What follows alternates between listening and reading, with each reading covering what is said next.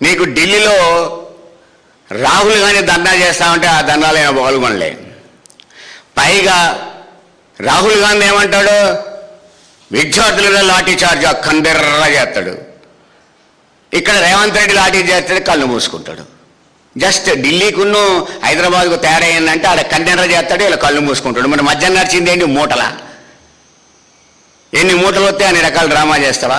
ఇంత దొంగ వైఖరి అని రాహుల్ గాంధీని అడక్క తప్పదు. అది ఇక్కడ విద్యార్థుల మీద జరుగుతున్న లాఠీ చార్జ్ 7 సార్లు లాఠీ చార్జ్ జరిగింది విద్యార్థుల మీద. లాఠీ చార్జ్ కాదు, నిన్న యువజన సభ జరిగితే ఆ సభలో కేటీఆర్ ఎమ్మటి ఒక ఆమె కూర్చుందట, సింధు అని. ఈమె బీఆర్ఎస్ కార్యకర్త అని. వాడు సిగ్గుంటారు కదా, బీఆర్ఎస్ కార్యకర్తలు నిరుద్యోగులు ఉండరా? నిరుద్యోగులలో బీఆర్ఎస్ ఉండదా? చదువుకున్న వాళ్ళు బీఆర్ఎస్ ఉండదా? ఈ రోజు కూడా తెలంగాణలో బీఆర్ఎస్ విద్యార్థి విభాగం పెద్ద సంఘం. మరి వాళ్ళు చదువుకొని వాళ్ళు నిరుద్యోగులు గారా? ఏం బీఆర్ఎస్కు మద్దతు ఇవ్వకూడదా? బీఆర్ఎస్ పిలుపునిస్తే వాళ్ళు మద్దతుగా రాకూడదా? ఓ సమస్య ఎందుకు వచ్చింది, దాన్ని నువ్వేం చేస్తున్నావో చెప్పాలి.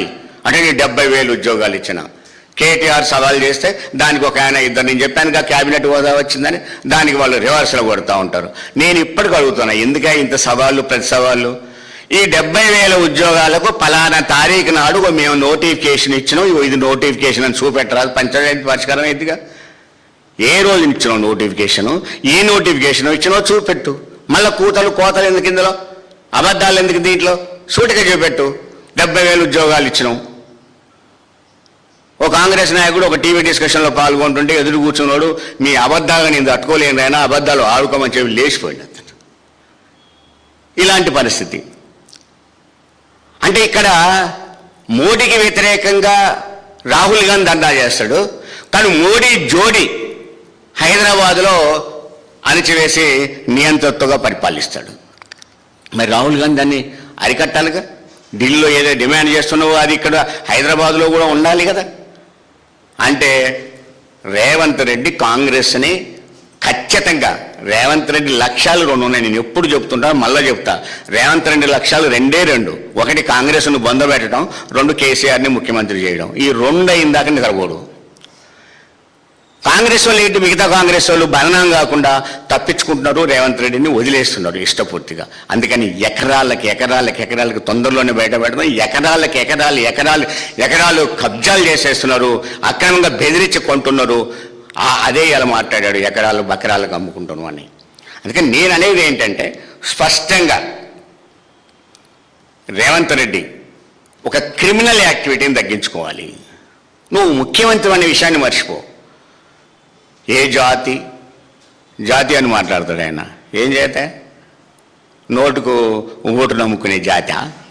ఏం జాతి నీది? క్రిమినల్ జాత? కూడా భూములు ఆక్రమించుకునే జాత? లాగులో తొండలు ఇడిచిపెట్టుకునే జాత? గుడ్లు బీకి గోళీలు ఆడుకునే జాత? నీది ఏ జాతి అసలు? మరి నీదే జాతి? ఈయన ఆశ్చర్యంగా ఉంటుంది. ఈయన అంటూ ఉంటాడు, అందరినీ అందం గురించి మాట్లాడతాడు. ఈ అందగాడు గురించి మామూలు అందగాడు కాదు ఆయన. కింది నుంచి మొదలు పెడితే బోధకాలు, దొడ్డికాళ్ళు, ఉదరపొట్ట, కోడిబోర, లొట్ట చెంపలు, సొట్ట బుగ్గలు, కింద పడేసిన సిలిండర్ లాగా ఉంటాడు బొర్లుకుంటా. ఈయన అందం గురించి మాట్లాడతాడు. కేటీఆర్ని అందం గురించి మాట్లాడిండి ఈయన. అంటే ఇలాంటి కూతలతో బతకడం కాదు, పరిపాలన మీద ఇప్పటికైనా దృష్టి పెట్టు. నువ్వేదైతే అన్నవో 1 సంవత్సరం కడుపు కట్టుకుంటే నేను ఈ హామీలను నెరవేరుస్తానన్నావో ఆ కడుపు కట్టుకో, హామీలు నెరవేర్చు. ప్రధానంగా రైతులకు నీళ్లు లేక రాబోయే కాలంలో కరెంటు ఉండదంటున్నారు, నీళ్లు ఉండవంటున్నారు.